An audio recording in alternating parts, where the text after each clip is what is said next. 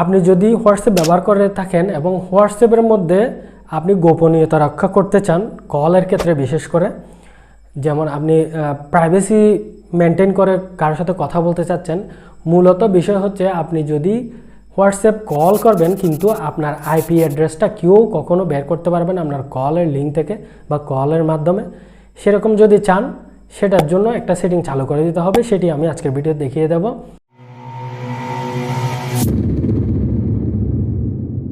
বিশেষ করে হোয়াটসঅ্যাপে যখন আপনি কারোর সাথে কলে কথা বলেন, আপনার যেটা আইপি অ্যাড্রেস, আইপি লিঙ্ক রয়েছে সেটার মাধ্যমে আপনার ডিভাইস, আপনার লোকেশন এগুলো কিন্তু বের করা যায়।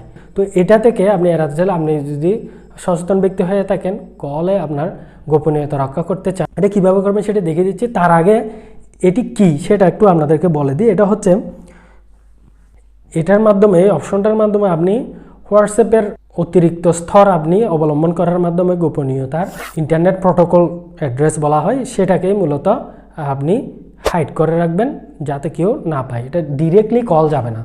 যেমন করে বিশেষ করে আপনি যখন কোনো গ্রুপ করেন, গ্রুপের মধ্যে যখন কল দেন এটা সরাসরি ডিরেক্টলি কিন্তু যায় না, এখানে এন্ড টু এন্ড এনক্রিপশন একটা বিষয় এখানে দেখা যায়, বিশেষ করে ওইটার মতোই। এটি করার জন্য হোয়াটসঅ্যাপে ঢুকে এখানে 3 ডটের যেটা অপশন আছে, 3 ডটে ক্লিক করলে সেটিংয়ে ক্লিক করবেন।